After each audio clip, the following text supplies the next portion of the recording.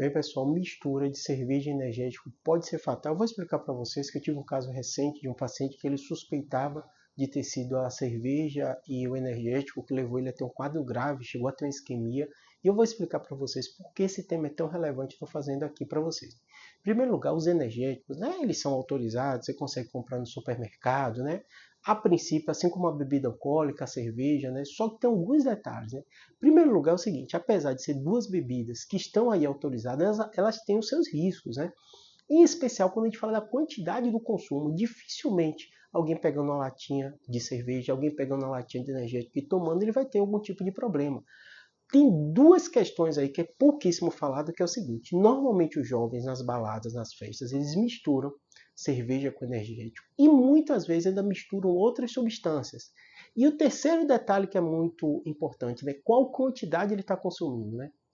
A maioria dos casos que eu vejo, pacientes que chegam, tiveram arritmias cardíacas, né? Que tiveram às vezes quadros graves, é a quantidade de consumo deles, né?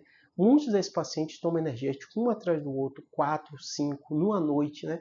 Misturados com bebida alcoólica, com cerveja, né? Eu falo para os pacientes, essas misturas, essas quantidades, não existe estudo científico.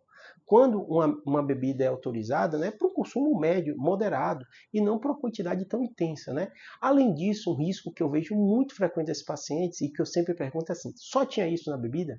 Porque aí ele fala assim, não sei, porque meu colega que colocou e tal. Muito cuidado também quando você consome essas cervejas energéticas, tanto os homens quanto as mulheres, né? Porque às vezes você está num grupo, as pessoas estão ali compartilhando esse tipo de bebida e algumas pessoas podem colocar outras substâncias, né? Não é incomum esses casos de pacientes que chegam com intoxicação, chegam grave em emergência, né? E com esse relato, ele bebeu uma cerveja e um energético, né? E o próprio paciente falou, recebi o copo, algum amigo deu e eu não sei o que tinha ali dentro, porque realmente foi tudo diferente do que eu tomava das outras vezes. Então, muito cuidado a você compartilhar copo, a você passar e beber bebida de outras pessoas que te entregam, em especial quando você vai nas baladas, nas festas, né? A mistura de cerveja e energético é sim perigosa, tem muita relação com dose e dependência, beba o mínimo possível. A OMS fala que o ideal é até você não beber, é a única, não existe dose segura para bebida alcoólica, né, cerveja, né?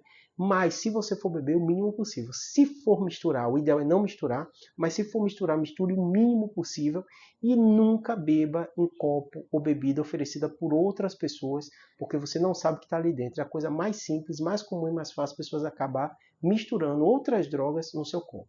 Espero ter ajudado. Abraço.